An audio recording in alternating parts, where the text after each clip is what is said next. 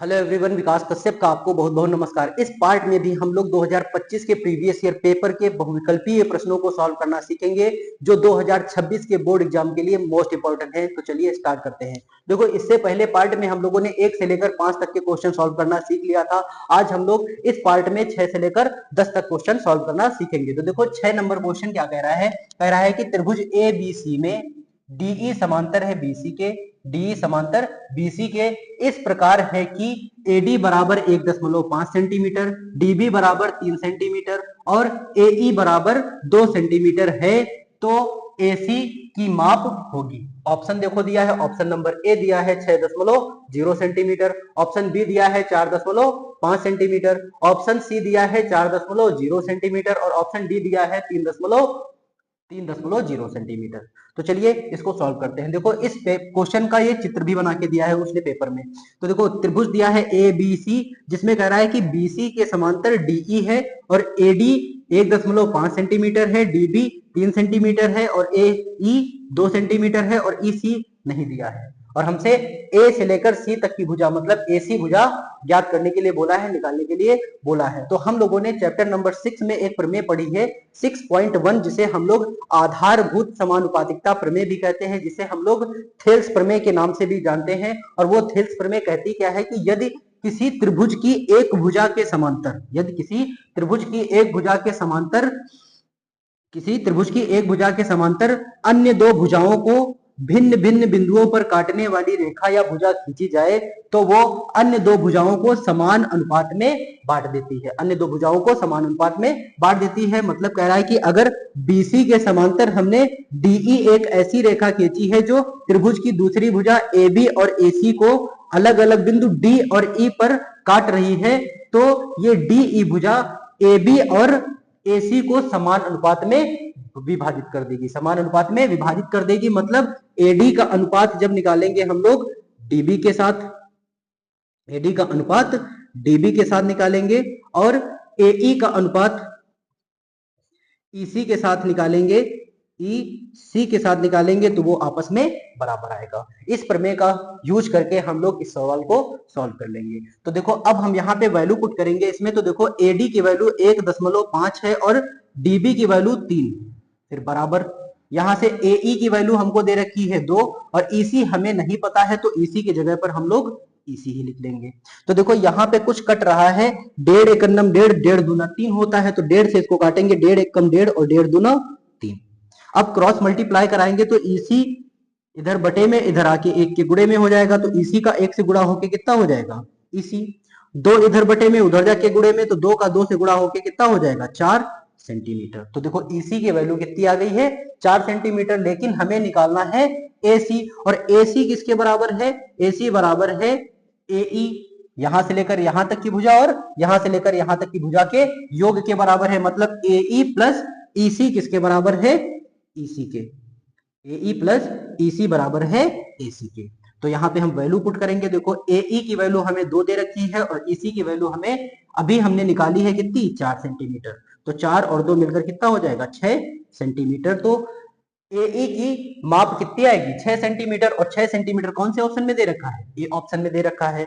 तो पहले छठे क्वेश्चन का आंसर कौन सा होगा, option number A 6 centimetre is the right answer. अगले क्वेश्चन की बात कर लेते हैं हम लोग। देखो, अगला क्वेश्चन हमारे सामने लिखा हुआ है, कह रहा है कि यदि द्विघात समीकरण 3x² minus 12x plus m बराबर 0 के मूल बराबर हैं, तो m का मान होगा। अब देखो, ऑप्शन ए दिया है 4, ऑप्शन बी दिया है 12, ऑप्शन सी दिया है 6, ऑप्शन डी दिया है 14। तो अब हम इसका m का मान निकालने की कोशिश करते हैं। देखो, यहाँ पे द्विघात समीकरण हमें क्या दे रखा है 3x² माइनस का 12x और प्लस का m बराबर 0, और उसने बोला है कि इस द्विघात समीकरण के मूल बराबर हैं, और जो द्विघात समीकरण के मूल बराबर होते हैं उसमें विविक्तकर का मान कितना आता है 0 आता है। मतलब विविक्तकर का सूत्र क्या होता है b² माइनस 4ac का मान कितना आता है 0 आता है। अब देखो, इसमें bac होगा क्या, देखो एक्स स्क्वायर के गुणांक को हम लोग क्या बोल देते हैं a, और एक्स स्क्वायर का गुणांक कितना लिखा है 3 लिखा है।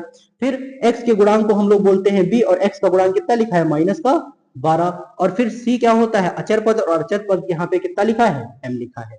इस वैल्यू को हम इस इक्वेशन में पुट करेंगे और आंसर निकाल लेंगे। तो देखो यहाँ पे b की वैल्यू कितने दे रखी है, -12, तो लिख देंगे -12, और b का स्क्वायर है तो -12 का भी क्या कर देंगे हम लोग, स्क्वायर कर देंगे।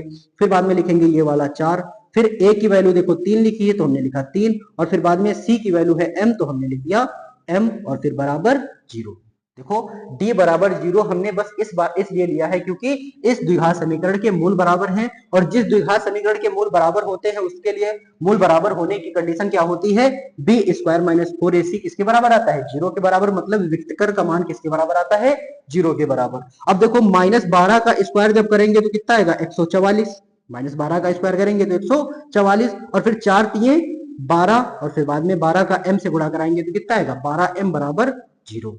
अब देखो माइनस का 12m उधर जाके कैसा हो जाएगा, प्लस का 12m, तो इधर बचेगा 144 बराबर माइनस का 12 इधर आके प्लस का 12 हो गया, 12 इधर गुणे में इधर आके बटे में हो जाएगा तो ये कट जाएगा, 12 एकन्नम 12 और 12 बरहम 144, तो यहाँ से m की वैल्यू कितनी आ जाएगी, 12। तो देखो 12 कौन से ऑप्शन में दे रखा है, 12 दे रखा है ऑप्शन नंबर बी में, तो इसका मतलब बी हमारा सही आंसर होगा। अगले क्वेश्चन की बात कर लेते हैं हम लोग। देखो अगला क्वेश्चन हमारे सामने लिखा है, कह रहा है कि एपी 3, 1, -1, -3, डैश डैश डैश के लिए सारवांतर होगा। तो देखो ये बड़ा आसान सा सवाल है, सबको आता है। इसमें हम 3 क्या है, प्रथम पद, 1 क्या है, द्वितीय पद, तृतीय पद, चतुर्थ पद, आगे ऐसे ही चलता रहता है। प्रथम पद को हम लिखते हैं a1 से, द्वितीय पद को लिख सकते हैं लेते हैं a2 से, और तीसरे पद को लिखते हैं a3 से, और चौथे पद को लिख देते हैं a4 से, ऐसे ही आगे सीरीज बढ़ती जाती है। अब जब हमें सारवांतर निकालना होता है, सारवांतर को हम लिखते हैं d से, और d बराबर होता है हमारा a2 minus a1, a2 minus a1। अब देखो a2 की वैल्यू हमारे पास है प्लस का 1, a2 की वैल्यू कितनी है, 1 है, और a1 की वैल्यू कितनी है, 3 है, तो यहाँ पे a1 की जगह पर 3 लिख देंगे। देखो a2 की वैल्यू 1 दे रखी है तो a2 की जगह पर 1 लिखा, और a1 की जगह पर a1 कितना दे रखा है, 3 दे रखा है, तो a1 की जगह पर हमने 3 रखा। तो यहाँ से d की वैल्यू आएगी, जब प्लस के 1 से माइनस का 3 घटाएंगे तो बचेगा कितना, माइनस का 2। तो हमारा सारवांतर कितना आएगा, माइनस का 2, और माइनस का 2 कौन से ऑप्शन में दे रखा है, ऑप्शन नंबर ए में। तो इसका मतलब ऑप्शन नंबर हमारा ए सही आंसर होगा। अगले क्वेश्चन की बात कर लेते हैं हम लोग। देखो अगला क्वेश्चन दिया है, यदि tan a बराबर 1 तो 2 sin a into cos a का मान होगा। ऑप्शन ए दिया है 0, ऑप्शन बी दिया है 1/2, ऑप्शन सी दिया है 1, और ऑप्शन डी दिया है 2।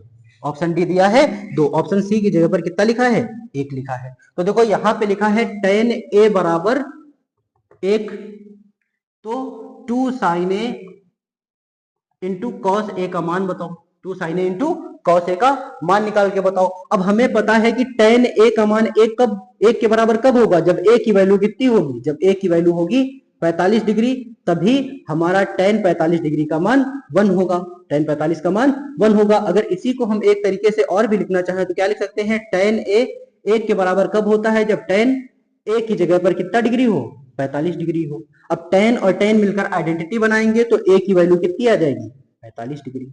अब हम a की जगह पर 45 डिग्री इस इक्वेशन में रख देंगे तो लिखा है 2 sin a की जगह पर लिखेंगे हम लोग 45 डिग्री, और cos a की जगह पर फिर से लिख देंगे हम लोग 45 डिग्री, फिर लिखेंगे 2 sin 45 का मान कितना होता है, 1 में √2, फिर इंटू cos 45 का मान भी कितना होता है, 1 में √2। अब देखो √2 का गुणा होकर सिंपल 2 हो जाता है, और सिंपल 2 बटे में और ऊपर जाके ऊपर वाला 2, √2 से √2 का गुणा √2 से हो जाएगा 2 बन जाएगा, 2 ऊपर नीचे से कट जाएगा तो बचेगा कितना यहाँ से 1। तो इसका मतलब 1 हमारा सही आंसर होगा, और 1 कौन से ऑप्शन में लिखा है, ऑप्शन नंबर सी में। अब देखो इस क्वेश्चन को हम एक तरीके से और भी सॉल्व कर सकते थे।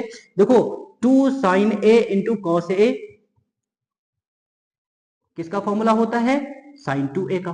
किसका फॉर्मूला होता है, sin 2a का फॉर्मूला होता है।